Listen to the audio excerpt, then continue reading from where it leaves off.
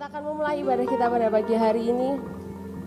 Mari kita satu dalam doa. Tuhan Yesus, terima kasih Tuhan, terima kasih kami bersyukur Tuhan. Kami boleh hadir di tempat ini, kami boleh berkumpul, kami boleh memuji dan memuliakan nama-Mu Tuhan. Tuhan, kami akan memulai ibadah kami Tuhan.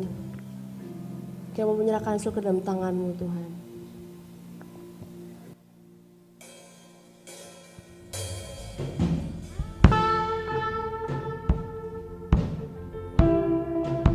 Kita mau naikkan satu pujian yang katakan bahwa pengharapan kita, semua harapan kita hanya ada di dalam nama Tuhan.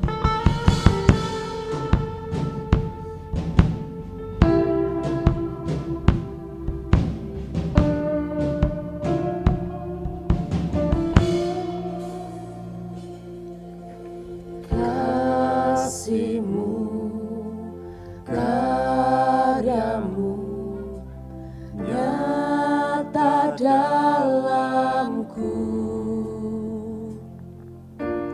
Kau pegang hidupku dalam tangan-Mu.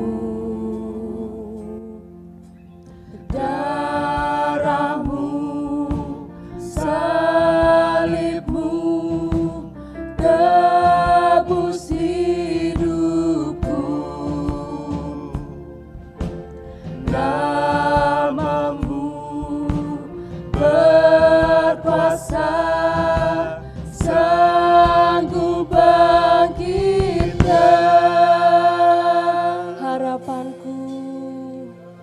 Harapanku di dalam-Mu, hanya Kau Yesus kuatku. Ku percaya, ku aman dalam-Mu.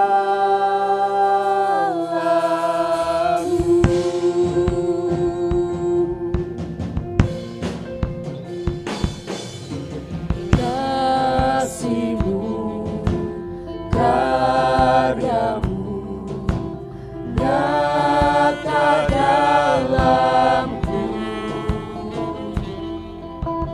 Kau pegang hidupku dalam tangan-Mu. Darah-Mu, salib-Mu tebus hidupku. Nama-Mu Tuhan, nama-Mu berkuasa, sanggup bangkitkan.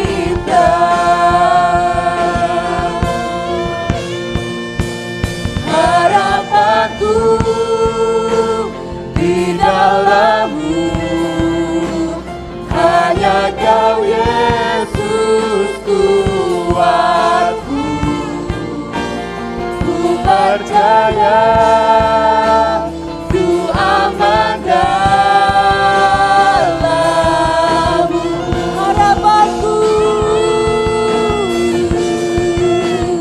Harapanku di dalam-Mu, hanya Kau Yesus kuatku.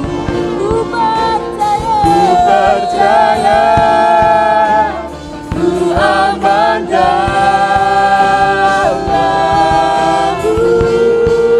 Kita undang Bapak Ibu untuk bangkit berdiri.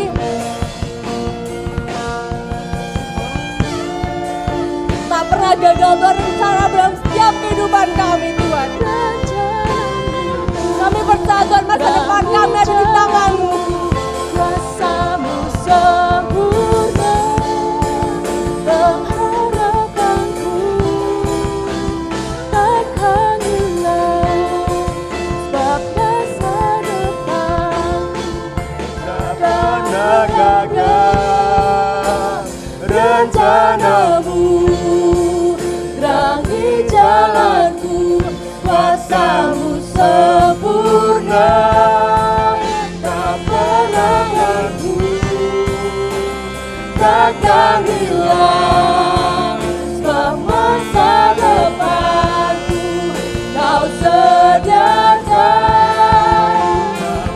Menegakkan rencanamu, Perangi jalanku, kuasa-Mu sempurna. Pengharapanku takkan hilang, sebab masa depanku dalam-Mu. Harapanku di dalam-Mu, hanya Kau Yesus kuatku. Ku percaya, ku aman dalam-Mu.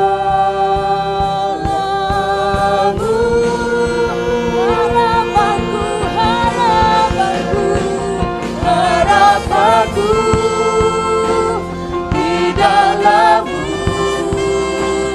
hanya Kau Yesus kuatku. Ku percaya, ku aman dalam-Mu.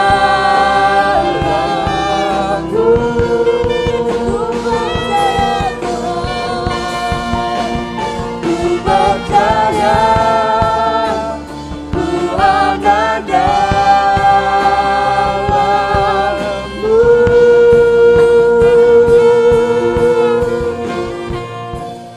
Kami siap Tuhan, kami siap untuk meninggikan nama Kami, bersorak untuk-Mu Tuhan. Hanya di dalam nama Tuhan Yesus Kristus. Haleluya. Amin. Ya, puji nama Tuhan, pagi hari ini kita mengucap syukur kepada Tuhan. Tanpa terasa setahun sudah kita lewati.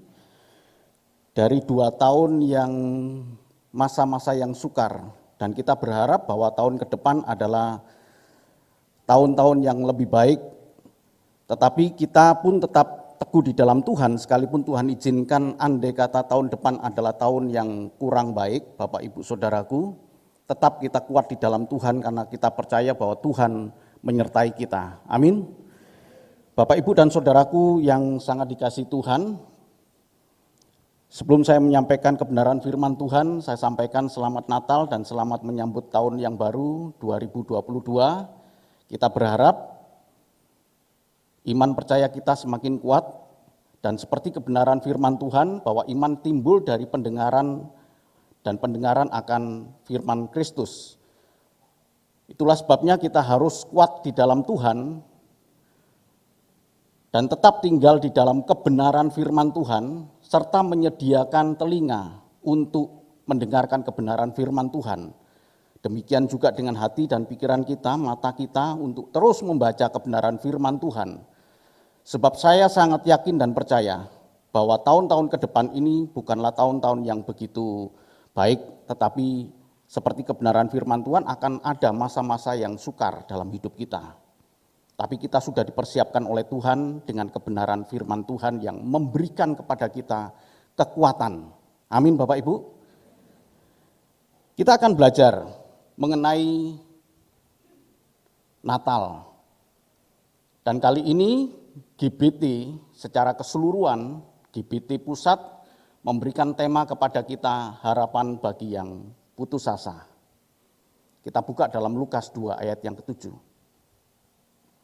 Saya minta tolong dibacakan ayat ini. Ya Bapak Ibu Saudaraku, kita awali ayat yang pertama ini dengan membaca bersama-sama ya. Lukas 2 ayat yang ke-7. Kita akan baca bersama-sama firman Tuhan ini dalam Lukas 2 ayat yang ke-7. Ya, kita baca bersama-sama. Sudah siap Bapak Ibu ya? 1, 2, 3. Dan ia melahirkan seorang anak laki-laki, anaknya yang sulung, lalu dibungkusnya dengan lampin dan dibaringkannya di dalam palungan, karena tidak ada tempat bagi mereka di rumah penginapan. Amin. Awalnya saya agak sedikit sulit untuk menggabungkan ayat yang baru saja kita baca dengan tema ini, yaitu harapan bagi yang putus asa. Kalau saya mau menyambungkan tema ini harapan bagi yang putus asa dengan kisah Yusuf dan Maria yang tidak memperoleh tempat penginapan, maka pengertian yang akan kita dapatkan terlalu dangkal. Sebab saya sangat yakin walaupun Alkitab tidak mencatat Bapak Ibu, hari itu Bethlehem, kota yang kecil, adalah kota yang ramai. Karena semua orang yang berasal dari Bethlehem yang menyebar di mana saja itu harus pulang ke Bethlehem untuk memenuhi perintah dari Kaisar Agustus. Dan bukan hanya Yusuf dan Maria yang tidak memperoleh tempat penginapan, tapi ada begitu banyak orang yang tidak memperoleh tempat penginapan. Tapi puji nama Tuhan Bapak Ibu, saya berdoa terus, dan itu suatu kesukaran besar bagi saya untuk mencoba memahami ayat ini. Walaupun yang tadi Bapak Ibu baca, dengar, kelihatannya sederhana. Tapi coba kita lihat ayat yang pertama, tolong dibaca.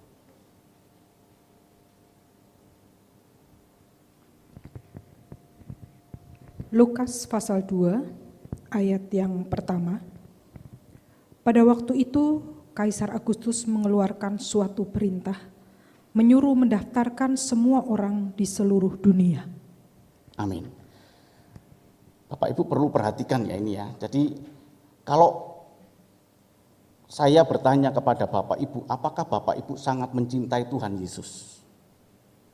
Pasti Bapak Ibu jawab sangat mencintai Tuhan Yesus. Tetapi yang tidak saya mau adalah Bapak Ibu tidak punya alasan untuk mencintai Tuhan Yesus. Jadi saya mencintai Tuhan Yesus karena saya punya alasan. Ya. Apakah Bapak Ibu menaruh harap kepada Tuhan Yesus? Saya sangat yakin Bapak Ibu akan berkata, saya menaruh harap. Tetapi sekali lagi seperti cinta yang tadi saya katakan, saya tidak ingin Bapak Ibu menaruh harap kepada Tuhan Yesus tanpa alasan. Itu artinya cinta buta, itu artinya yang penting saya mencintai Tuhan, yang penting saya menaruh harap, walaupun saya tidak tahu alasan apa saya menaruh harap. Dan itu bukan orang Kristen yang bertumbuh. Jadi kalau saya ditanya pribadi saya baru percaya bahwa di dalam Tuhan Yesus ada pengharapan ketika saya tahu alasannya. Dan ini Bapak Ibu ya, tadi ayat yang dibaca di dalam ayat yang pertama bahwa ada perintah dari Kaisar Agustus. Kaisar Agustus itu merintah pada tahun 27 sebelum Masehi sampai dengan tahun 14. Untuk mengadakan sensus penduduk di seluruh dunia. Ya, bukan seluruh dunia ya, bukan seluruh dunia, tetapi di seluruh daerah-daerah yang dikuasai oleh Roma. Dan kemudian Alkitab mengatakan bahwa itu seluruh dunia. Tetapi Bapak Ibu punya pengertian yang benar kan? Tidak semua daerah itu dikuasai oleh Roma. Hanya daerah-daerah yang dikuasai oleh Roma, semuanya harus sensus penduduk. Apakah sensus penduduk itu setiap tahun? Tidak. Sama seperti kita. Kalau di tempat kita kan 10 tahun sekali. Nah, sensus penduduk juga demikian. Tetapi ketentuan ini, Kaisar Agustus ini menetapkan bahwa sensus penduduk itu pada tahun 8 sebelum Masehi.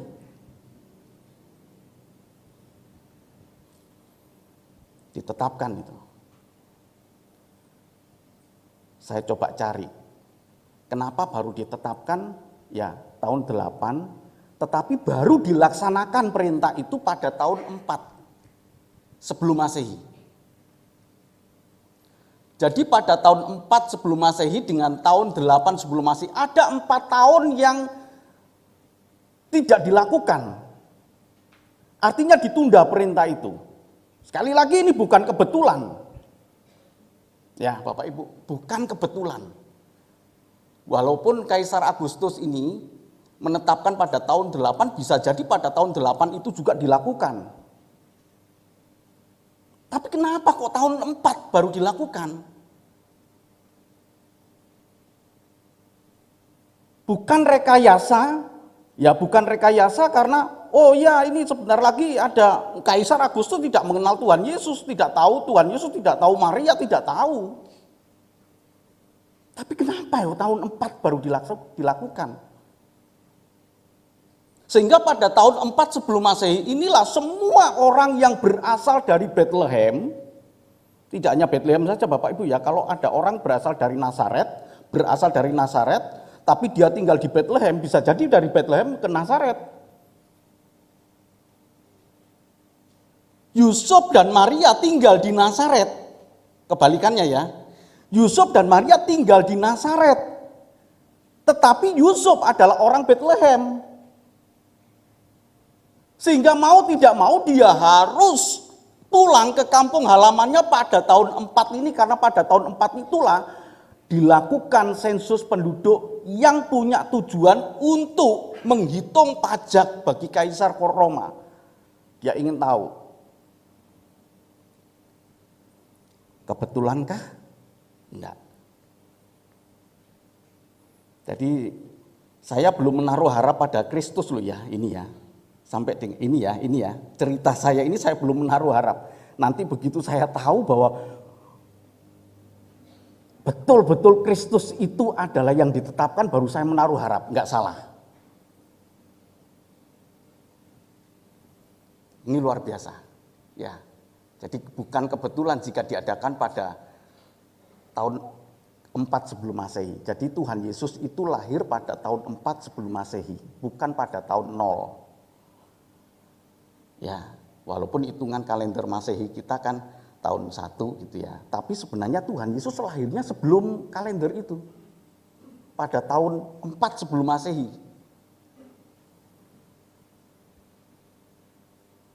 Maka Yusuf kemudian pergi ke Bethlehem. Oke Bapak Ibu ya. Yang kedua, jarak Nazaret dengan Bethlehem itu 157 kilo. Saya ingin bertanya kepada ibu ini, ibu-ibu yang, karena Bapak nggak mungkin ini, karena Bapak nggak pernah hamil kan, ibu-ibu yang hamil. Andai kata hamil tua, kemudian diajak pergi, nggak usah jauh-jauh lah, diajak pergi 50 kilo dari rumah, mau nggak kira-kira?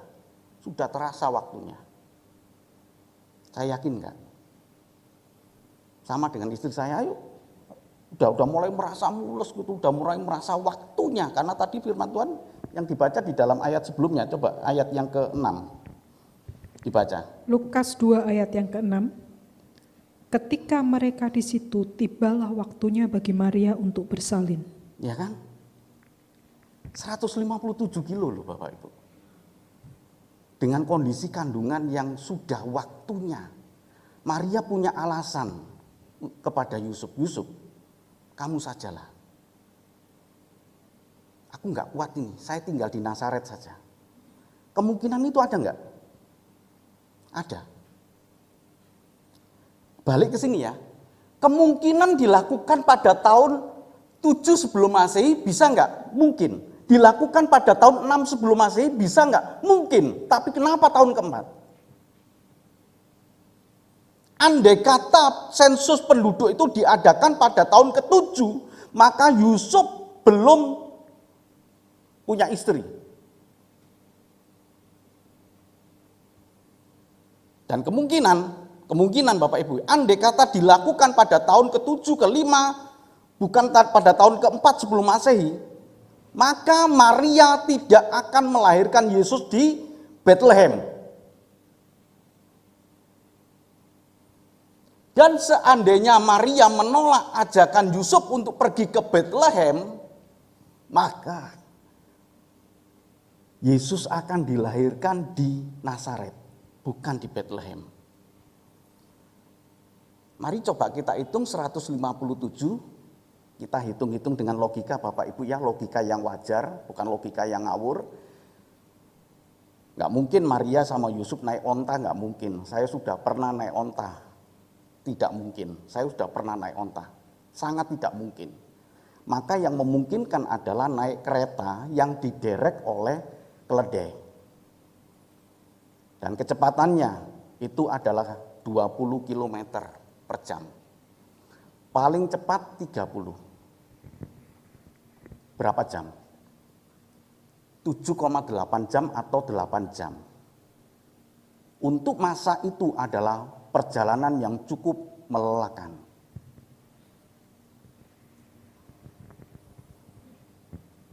Bisa dibayangkan Maria, aduh 157 kilo dari Nazaret. Aku enggak kuat Yusuf, engkau saja yang pergi. Bapak, Ibu, dan saudaraku, demikian pula dengan Yusuf ketika Yusuf punya niat untuk menceraikan Maria pada waktu itu pertunangan ya. Karena pertunangan itu di Yahudi itu beda dengan kita. Pertunangan di Yahudi itu suami istri walaupun belum hubungan badan suami istri. Itu pertunangan di Yahudi. Sehingga ketika memutuskan untuk putus dari pertunangan itu harus ada surat cerai. Sama seperti pernikahan. Ya, andai kata Yusuf punya niat menceraikan Maria. Saya tidak punya banyak waktu untuk menjelaskan hal ini. Bapak Ibu lihat saja di Instagram yang saya bagikan. Alasan-alasannya yang kenapa Yusuf menceraikan. Dan kenapa kemudian malaikat berkata, Yusuf ambillah Maria sebagai istrimu. Artinya menikahi Maria, bukan pertunangan. Ketika diambil dan kemudian Maria melahirkan Yesus, maka Yesus ini anak Yusuf.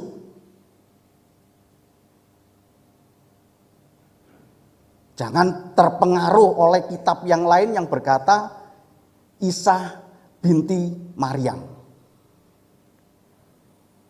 Salah besar itu. Ya. Yesus anak Yusuf. Karena anak Yusuf, Yusuf ini turunannya Daud, Bapak Ibu. Bisa paham ya? Jadi begitu lahir, maka Yesus anak Daud. Anak Daudnya ini dari mana? Dari Yusuf. Begitu pula dengan Bethlehem ini Bapak Ibu. Ini adalah kota Daud. Ya, kota Daud. Jadi kelahiran Tuhan Yesus itu harus memenuhi nubuat yang sudah disampaikan oleh Nabi. Oke, Mika 5 ayat 1 dan 2. Mika 5 ayat 1 dan 2. Kitab Mika. Mika 5 ayat 1 dan 2. Sekarang engkau harus mendirikan tembok bagimu. Mika. Ya. Mika 5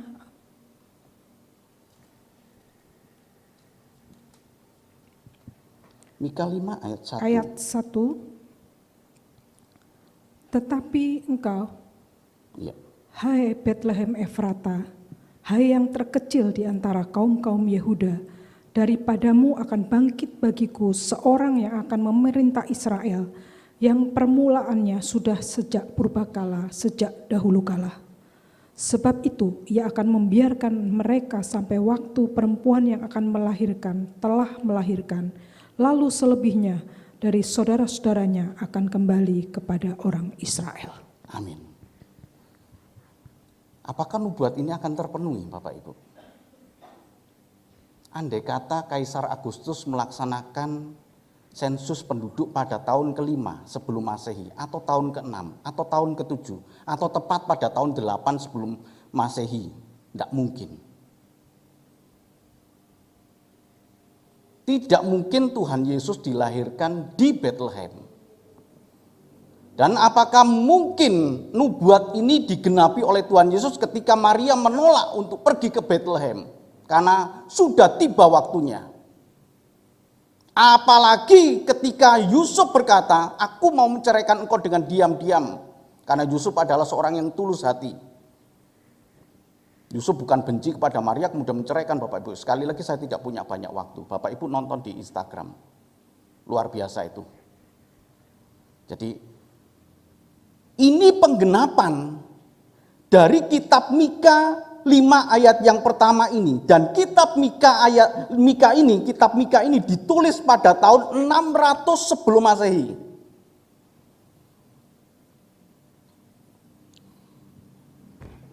Sebelum Masehi, dengan hikmat Tuhan itu Mika menubuatkan bahwa akan ada seseorang yang lahir di Bethlehem yang akan memerintah Israel, yang pemerintahannya sejak purbakala dia sudah tahu bahwa anak yang lahir ini bukanlah akan memerintah di bumi saja, tetapi pemerintahannya adalah sejak purbakala. Sejak kapan? Dulu sebelum segala sesuatu dia sudah memerintah.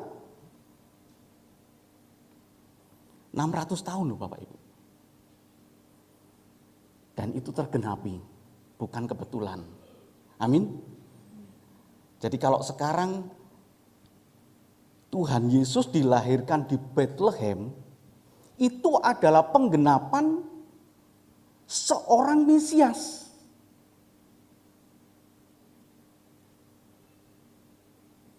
Penggenapan seorang Mesias.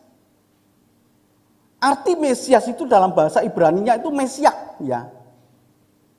Dalam bahasa Yunaninya itu Kristus. Dalam bahasa Samaria, Taheb. Yang artinya diurapi, satu, yang diurapi oleh Tuhan, dua, yang dipilih oleh Tuhan, dan tiga, yang punya karya keselamatan bagi manusia. Jadi dipilih oleh Tuhan, tentu punya tujuan. Kenapa? Karena untuk juru selamat. Jadi Mesias itu artinya juru selamat. Juru selamat. Sama seperti nama Yesus itu artinya juru selamat. Yosua artinya juru selamat. Yahweh juru selamat. Jadi Bapak Ibu dan Saudaraku, ini natural, bukan rekayasa ya, bukan rekayasa Maria kemudian memaksakan diri untuk pergi ke Bethlehem karena dia ingin menggenapi ini. Enggak, bukan. Natural, tetapi kemudian kelahiran Tuhan Yesus ini menggenapi dari Mika 5 ayat yang pertama ini. Kalau boleh saya katakan, maka sah bahwa Yesus itu adalah Mesias. Pegang dulu Bapak Ibu ya. Keputusasaan manusia itu bukanlah perkara-perkara, jadi keputusasaan yang terbesar bagi manusia itu adalah soal keselamatan Bapak Ibu. Bukan perkara saya studi gagal maka saya putus asa. Bukan perkara saya usaha wira swasta, saya buka usaha kemudian gagal saya putus asa. Bukan juga perkara saya punya utang gak bisa bayar kemudian saya putus asa. Bukan Bapak Ibu, itu bisa diusahakan oleh manusia. Amsal 14, coba dibaca ayat yang ke-12. Amsal 14 ayat yang ke-12. Ada jalan yang disangka orang lurus, tetapi ujungnya menuju maut. Orang meraba-raba. Jadi ini keputusasaan, walaupun Bapak Ibu mungkin tidak merasakan ya.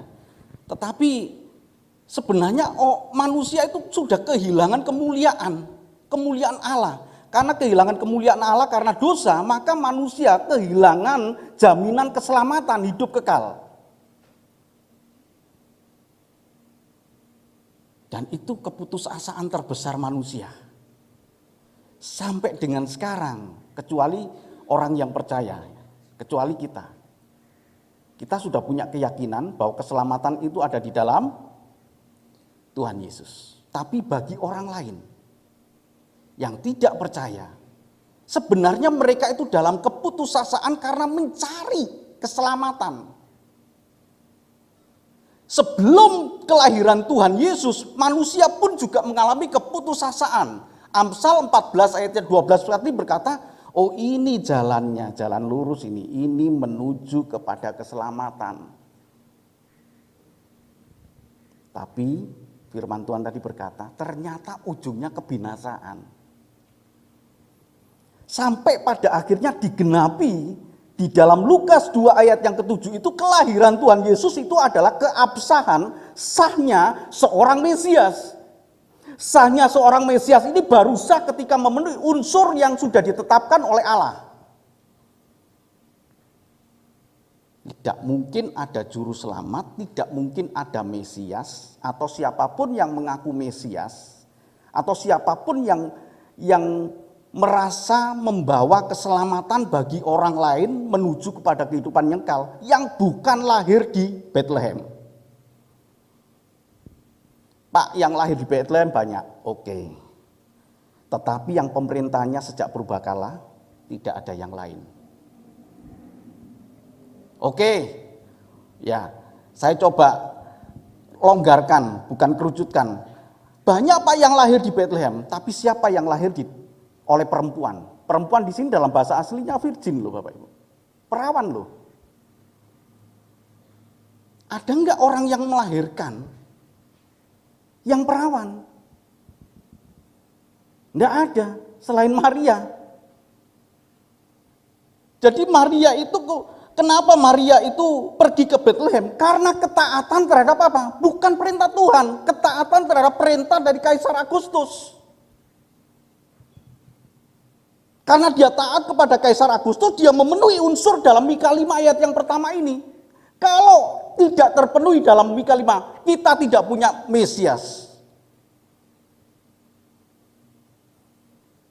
Jadi Natal itu adalah keabsahan lahirnya seorang Mesias.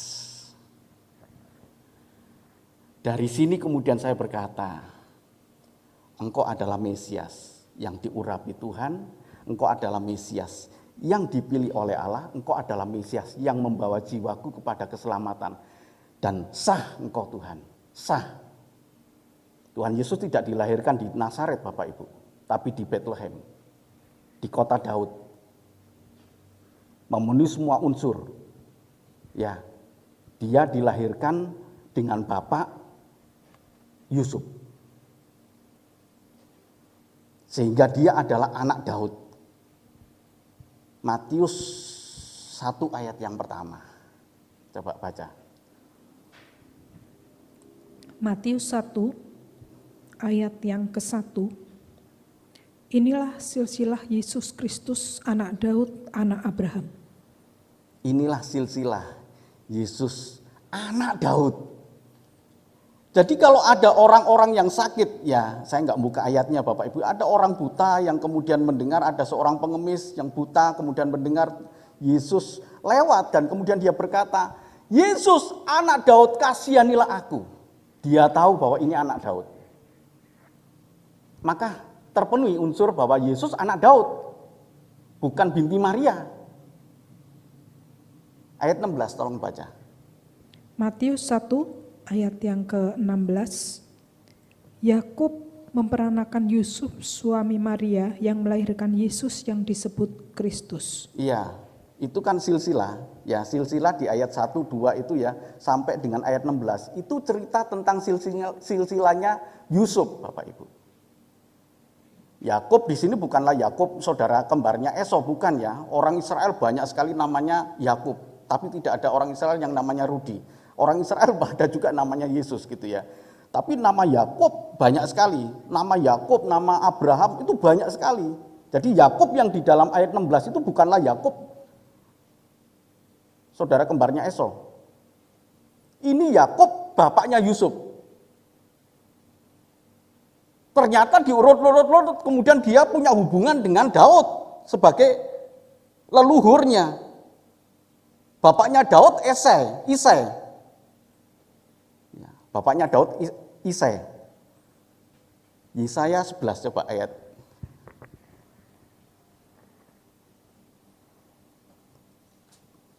Ayat yang pertama Yesaya 11. Yesaya 11 ayat yang pertama. Suatu tunas akan keluar dari tunggul Isai, dan taruk yang akan tumbuh dari pangkalnya akan berbuah. Iya, ini nubuat ya. Isai ini lebih lama daripada Mika. Jadi sekitar tahun 700-800 gitu ya. Itu sebelum Masehi. Jadi sudah ditunjukkan bahwa nanti dari Isai ini akan keluar tunas. Tunas ini berbicara Daud ya. Kemudian dari situ kemudian keluar dari Daud kemudian keluar Tuhan Yesus. Ya. Tidak ada yang kebetulan Bapak Ibu. Kenapa Naomi kembali kepada Bethlehem? Naomi punya anak menantu perempuan yang bernama Ruth. Pulang ke Bethlehem dari Moab. Setelah pulang dari Bethlehem, Ruth ini ketemu dengan Boas. Dan kemudian mereka menikah dan turunlah Isai. Isai kemudian turun Daud, kemudian turun sampai kepada Yusuf. Yusuf mengambil Maria. Sehingga anak yang dilahirkan oleh Maria adalah anak Yusuf. Yusuf keturunan Daud, maka Yesus anak Daud. Sah sebagai seorang Mesias yang mau menyelamatkan kita. Dan keselamatan Natal itu adalah awal dari keselamatan, karya keselamatan yang dikerjakan oleh seorang yang harus sah. Secara legalitas harus sah Bapak Ibu. Saya tidak tahu kenapa ada orang Kristen yang terpesona dengan Mesias yang lain. Ini keselamatan. Ini keputusasaan terbesar dalam hidup manusia ketika dia mencari keselamatan. 1 Petrus 1, tolong dibaca. Jadi kelahiran Tuhan Yesus di Bethlehem adalah penggenapan. Ya.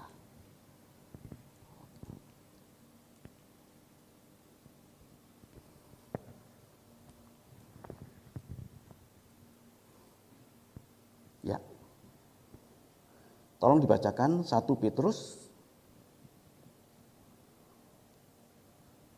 1 ayat 8 sampai dengan yang ke-9. 1 Petrus 1 ayat 8 sampai dengan 9.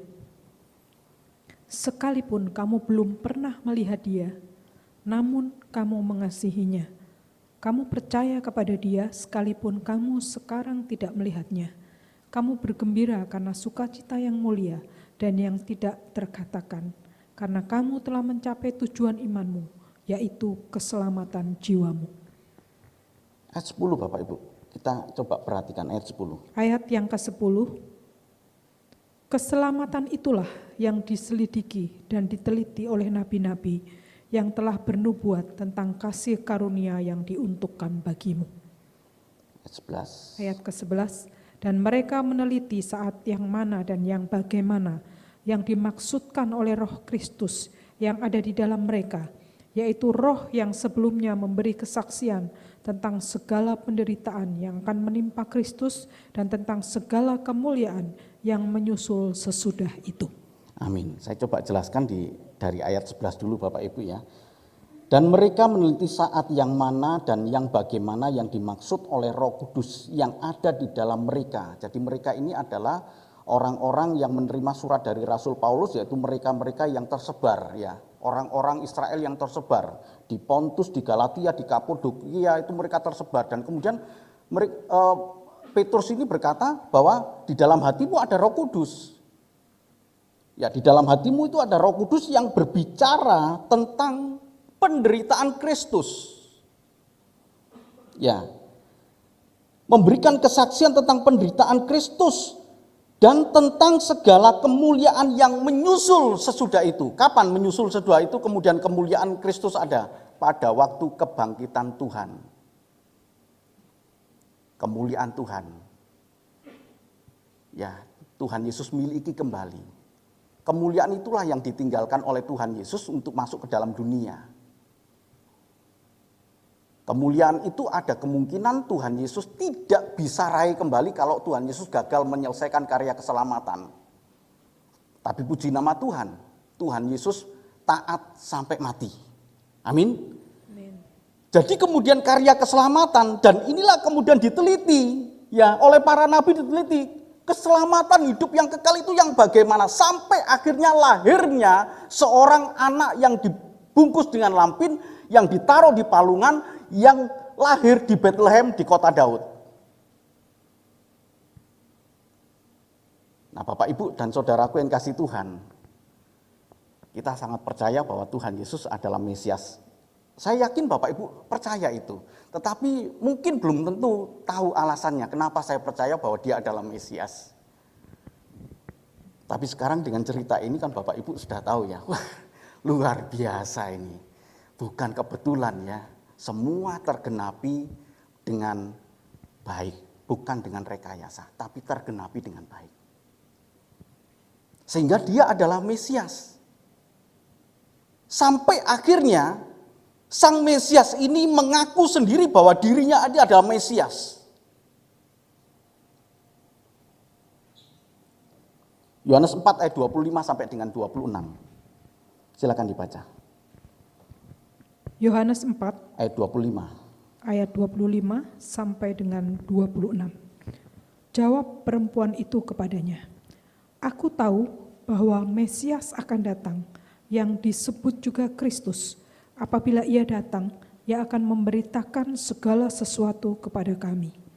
Kata Yesus kepadanya, "Akulah dia Akulah dia yang sedang berkata-kata dengan engkau." yang sedang berkata-kata dengan engkau. Akulah dia. Ini bukan pengakuan yang omong kosong Bapak Ibu.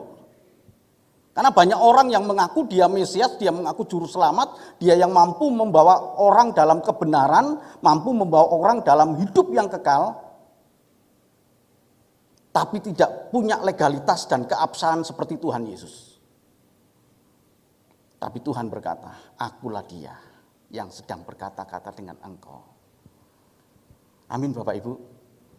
Sekarang kita percaya, Mesias inilah yang memberikan pengharapan bagi kita. Bagi yang putus asa, kita sebenarnya putus asa Bapak Ibu. Seperti tadi, bukan perkara-perkara duniawi kita, ya betul, kita juga bisa putus asa dengan cinta, kemudian ditinggal pergi, kemudian kita putus asa. Ada yang bunuh diri juga putus asa ya. Kemudian ada juga yang mengalami banyak problem dalam kehidupan, ekonomi, kesehatan, sampai orang berputus asa. Pagi hari ini kita belajar, keputusasaan kita itu karena tidak ada kejelasan tentang keselamatan. Tapi sekarang kita sudah tahu bahwa keselamatan hanya ada di dalam Tuhan Yesus. Ya, tapi tunggu dulu, Tuhan Yesus yang mana? Tuhan Yesus yang sah dong. Yang memenuhi semua unsur yang sudah ditetapkan oleh Allah. Dia harus lahir di Bethlehem, dia adalah anak Daud. Nah, perempuan ini kemudian mengaku, aku tahu loh bahwa Mesias yang akan datang yang disebut Kristus. Jadi dia kan bertanya ini Bapak Ibu, jangan-jangan ini Mesias kan gitu kan ya. Apabila ia datang, ia akan memberitakan segala sesuatu kepada kami. Dan kemudian Tuhan Yesus berkata, akulah dia yang sedang berkata-kata dengan engkau. Ini jawaban.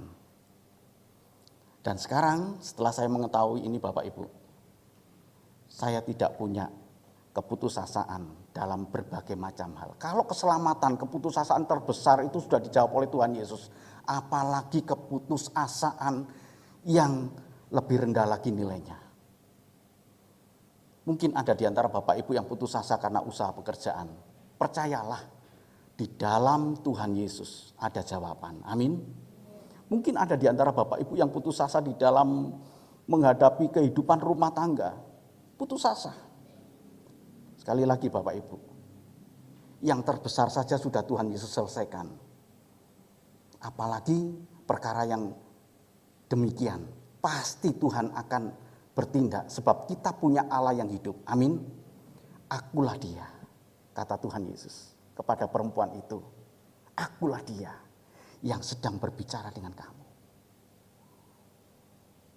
Ada 7 perkataan Tuhan Yesus yang berkata, akulah, akulah. Akulah pokok anggur dan kamu ranting-rantingnya. Kalau kamu di luar aku, kamu tidak dapat berbuat apa-apa. Aku di dalam Bapa, Bapa di dalam aku di dalam kamu. tinggallah di dalam aku, kata Tuhan Yesus dalam Yohanes 15 ayat 1 sampai dengan yang ke-7, Bapak Ibu bisa baca. Akulah.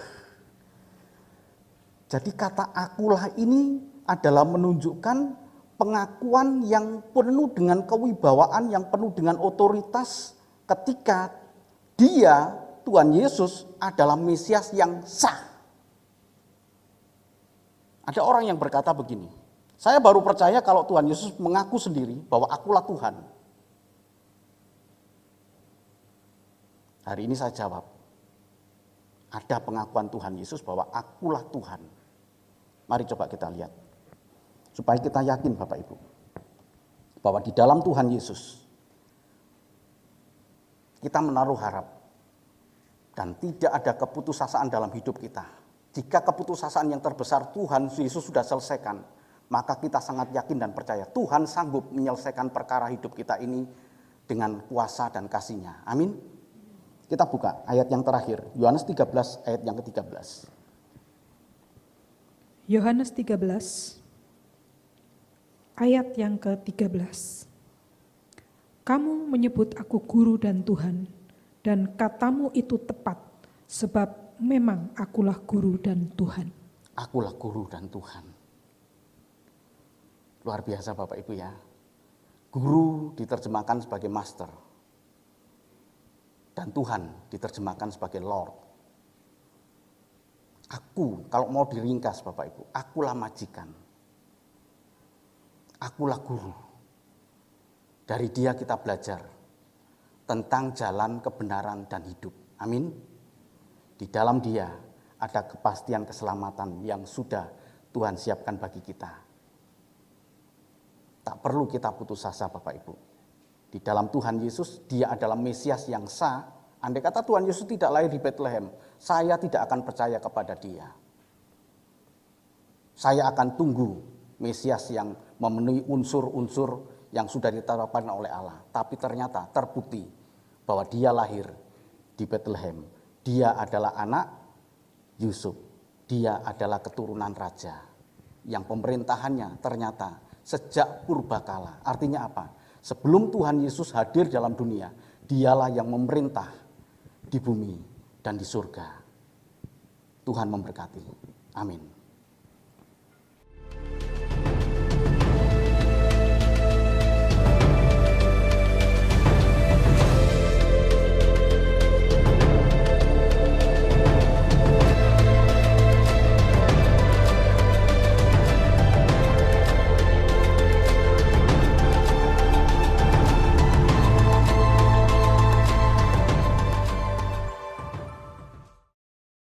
Kami bersyukur kepada Engkau Tuhan, pagi hari ini Engkau melawat kami Tuhan, dengan kebenaran firman Tuhan yang menguatkan iman percaya kami Tuhan.